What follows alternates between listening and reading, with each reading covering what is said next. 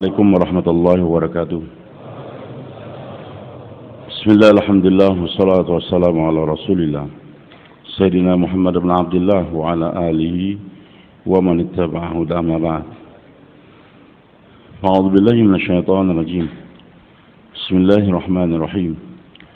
Wa ma ataakumur rasulu fakhudhuhu wa ma nahakum anhu fantahu. Wa yaqulu aidan وشاورهم في الأمر فإذا عزمت فتوكل على الله. ويقول أيضا والذين استجابوا لربهم وأقاموا الصلاة وأمرهم شورى بينهم ومما رزقناهم ينفقون. ويقول رسول الله صلى الله عليه وسلم ما خاب من استخار وما ندم من استشار أو كما قال النبي صلى الله عليه وسلم. Para ulama hadirin yang dimuliakan Allah Subhanahu wa taala. Agama yang menjadikan asbab kebahagiaan untuk kita umat Nabi Muhammad SAW adalah agama yang dibawa oleh Nabi kita Muhammad SAW. Dan beliau adalah Nabi yang terakhir. Tidak akan datang Nabi setelah beliau.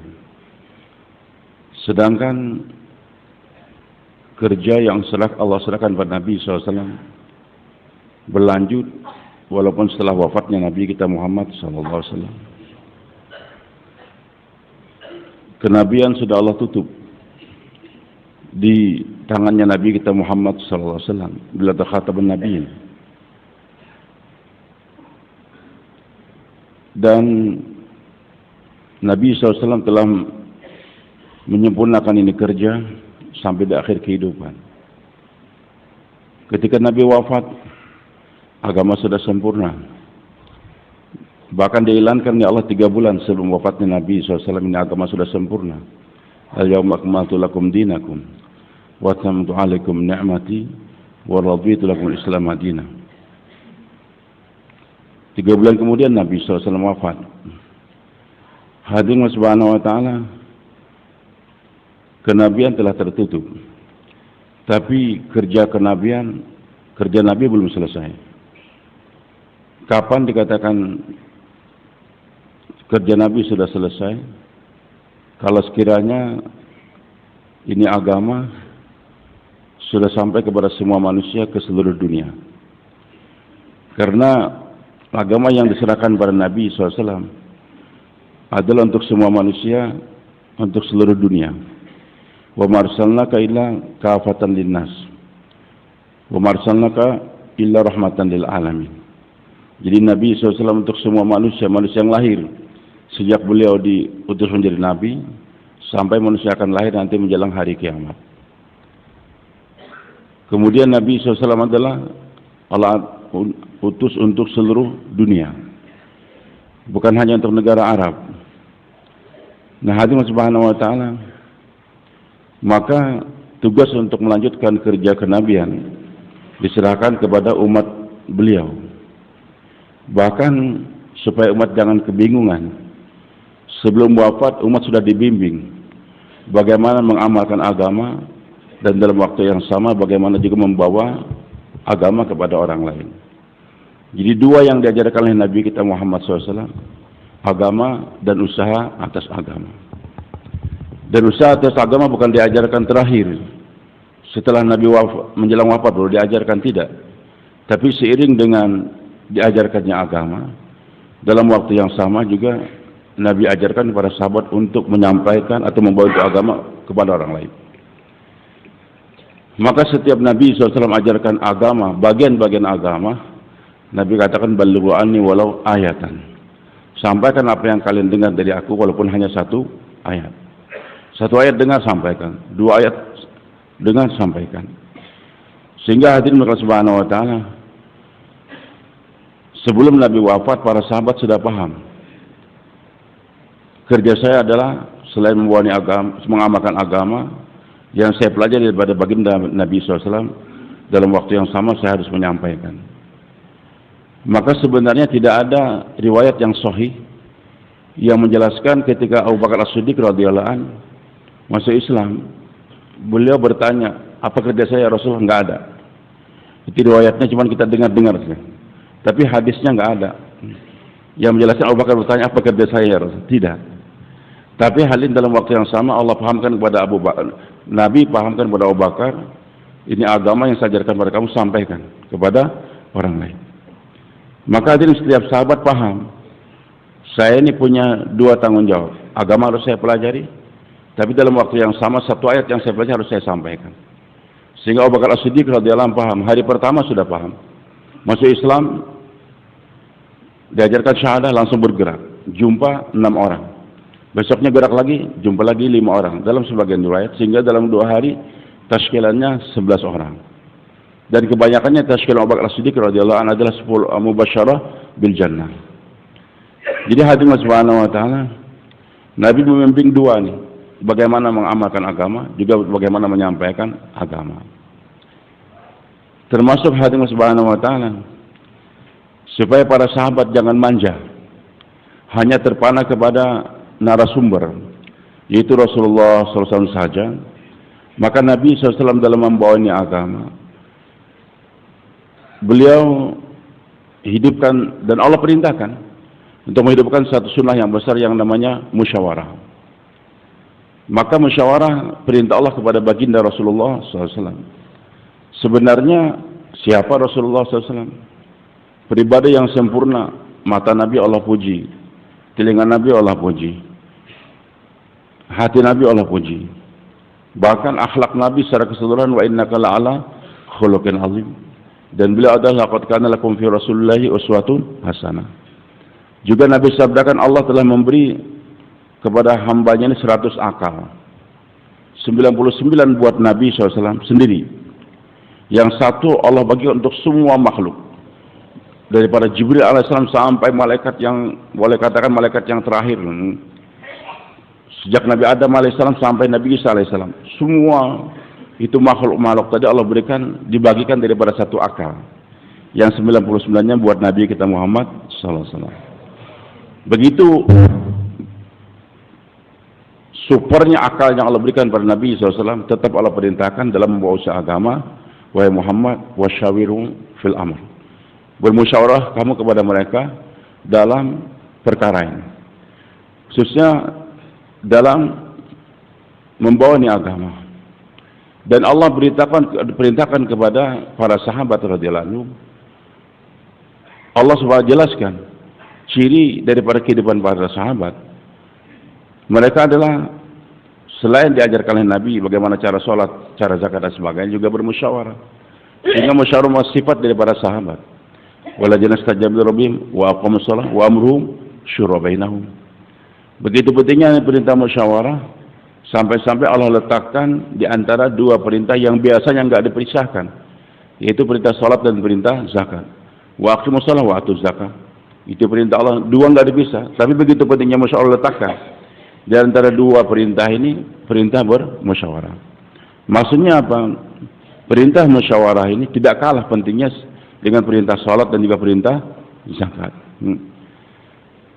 Juga alim ulama kita jelaskan kalau salat itu adalah ibadah badaniah, ibadah bukan dengan gerak badan kita ini, tetap dimotori oleh hati kita ini. Zakat adalah ibadah maliyah. Dan sekarang musyawarah yang Allah letakkan di antara 2 jenis ibadah tadi, apakah bukan ibadah? Ibadah juga namanya. Namanya ibadah fikriyah. Kalau salat itu adalah ibadah badaniah, zakat ibadah maliyah, sedangkan musyawarah adalah ibadah fikriyah. Dan hadirin subhanahu wa ta'ala, masyarakat kita sudah sampaikan, sering saya sampaikan berkali-kali, sekadar ulang-ulangi saja, bahwasanya terjaganya diri kita ini dan terjaganya kerja dakwah yang sangat mahal, sangat tinggi ini, kerja yang kerjanya para anbiya, kerja Nabi kita Muhammad SAW, kerja yang menjadikan kita akan dijadikan umat yang paling mulia oleh Allah, kuntum khairu ummatin ukhrijat linnas ta'muruna bil ma'ruf wa munkar, kerja yang menyebabkan akan datang nusratullah nanti kepada kita. Maka supaya terjaga diri saya dan juga ini kerja, jangan lepas daripada 3 perkara ini. Pertama musyawarah, yang kedua tashkil, yang ketiga karguzari. Maka dalam setiap event-event pertemuan kita nih, baik 4 bulanan kah, nanti istimewa dan sebagainya, senantiasa 3 ini kita jaga.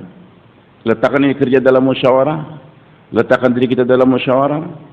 Kemudian musyawarah bukan sekedar bermusyawarah, selesai fikir tapi bentuk kerja. Musyawarah kita adalah untuk buat kerja.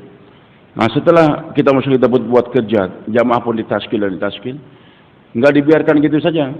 Sudah selesai bukan. Nanti setelah taskil kita adakan karguzari. Maka 4 bulan sekali kita datang mengkarguzarikan apa kerja 4 bulan yang lalu. Apa bermusyawarah supaya kerja kita terjaga. Diri saya terjaga, kerja terjaga. Dan juga kenapa ditaskil? Supaya berkembang. Ini kerja. Karena kalau musyawarah tanpa kerja, maka ini kerja jadi stagnan. Enggak berlanjut. Kenapa pentingnya karguzari? Supaya kerja kita enggak sembarangan. Kita karguzarikan tadi, kalau itu kerja memang sesuai arahan, sesuai dengan apa yang dimusyawarahkan, kita lanjutkan. Kalau sekiranya ada kesalahan dalam buat kerja, biasa kita manusia, maka dengan adanya karguzari, kita pun enggak terlena dalam kesalahan tersebut. Nah, hadirin Allah Subhanahu wa taala. Maka musyawarah tadi ada merupakan ibadah dan sifat para sahabat radhiyallahu anhum. Bahkan duduknya kita di sini walaupun pembiayaan cukup besar. Dari Papua sana berapa biaya kita? Mungkin lebih mahal daripada ke EPB sana. Naik kapal kadang-kadang kita sampai 7 hari, 7 malam kawan-kawan. Dia nanti harus menghadapi ombak dan semua. Berbeda memang dengan kawan-kawan cuma dari Jakarta sini naik 1 kali jalan naik angkot sudah sampai begitu. Begitu teman-teman dari jauh-jauh sana kita bisa merasakan. Tapi Allah Subhanahu memberikan penilaian sesuai dengan pengorbanan orang tersebut. Kehadiran saudara-saudara jauh dari Papua sana atau dari pojok desa mana, tetap dihargai oleh Allah Subhanahu wa taala. Dan kita enggak tahu, mungkin hadirnya 2-3 hari kita memberikan pendapat-pendapat yang baik untuk perkembangan ini kerja. Allahu Akbar. Tidak aneh ujar Nabi SAW mafhum daripada hadis yang beliau ucapkan. Tafakkur sa'atin khair min ibadah 60 atau 70 ama. Berfikir sesaat lebih baik daripada ibadah 60 sampai 70 tahun. Sesaat kita berfikir, tapi nanti hasilnya lebih hebat daripada ibadah badannya, ibadah maliyah sampai 70 tahun. Bahkan 1000 tahun lebih. Sesaat dan berfikir, bagaimana cara mengumpulkan orang untuk mengerjakan sholat berjamaah ini. Maka datanglah perintah azan.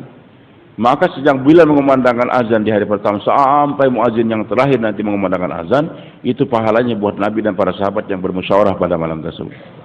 Dan muazin ketika mengumandangkan azan, ujar Nabi SAW, berapa saja jamaah yang datang di masjid sholat waktu itu, 1000 kah 2000 kah pahalanya buat muazin. Dan hadirin Subhanahu wa taala, jadi baik pahala muazin atau yang hadir dalam sholat, semuanya buat Nabi dan para sahabat yang berfikir wah dalam tersebut. Begitu pula hadirin Allah, wujudnya ini kerja sekarang di depan kita. Yang dikatakan oleh Syekh Ilyas rahimahullah merupakan permata di abad pertama. Permata di abad pertama. Allah munculkan lagi kepada kita. Ini juga ada satu fikir sesaat saja. Neneknya Syekh Ilyas rahimahullah mengajak bermusyawarah secara insidental saja. Kaum wanita, beliau bukanlah ulama besar, tidak. Wanita yang punya fikir, bagaimana wahai saudari-saudariku, wahai anak-anakku, sekarang kok anak-anak kita pada sekolah Inggris semua, sekolah umum semua, tidak ada lagi yang mau masuk pondok pesantren. Dia risau, sedangkan ini beliau ini adalah di desa Kandala, wanita yang hidup di tengah-tengah masyarakat yang betul-betul dibina oleh keulamaan waktu itu. Sebagaimana enggak ada.